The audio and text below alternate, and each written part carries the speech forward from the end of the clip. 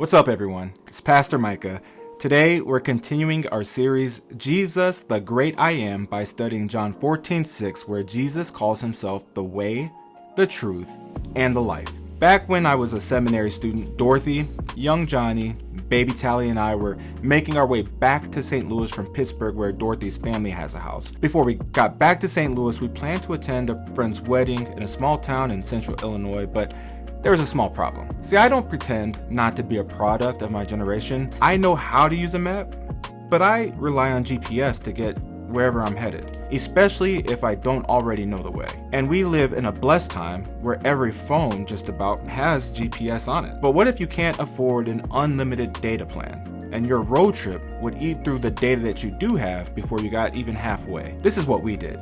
We put the address where we were going into the Maps app on my phone while we were connected to Wi-Fi, then turned the data off. But when you do this, you can't stray from the path that is laid out on the app. You have to go exactly where it's telling you to go, no matter how uncomfortable it might be, because if you stray off the path, it messes up the path forward and you get lost. Wanting to know where we are going in life is something that we all just kind of do naturally and prioritize in life. We do this on a daily basis where we try to plan out the things we want to do in the day.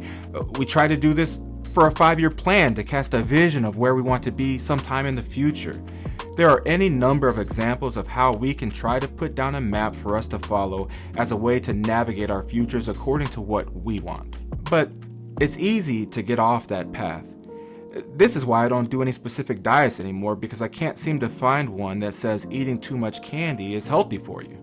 Jesus has given us our ultimate roadmap, our GPS for life. Not simply our lives here and now, rather Jesus gives us directions towards our ultimate lives, our best lives. Jesus calls himself the way, the truth, and the life. Jesus gives us the coordinates to obtain eternal life in him. But there's just one problem.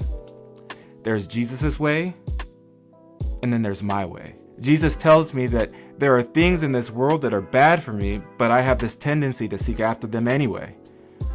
But there aren't many ways to the life that Jesus calls us to.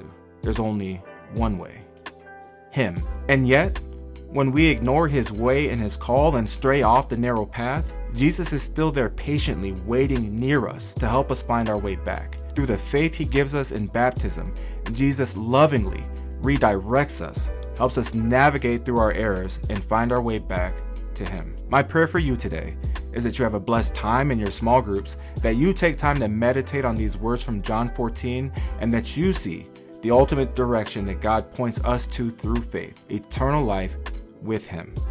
Take care, everyone. I hope that you have a blessed rest of your week, and I'll see you next time.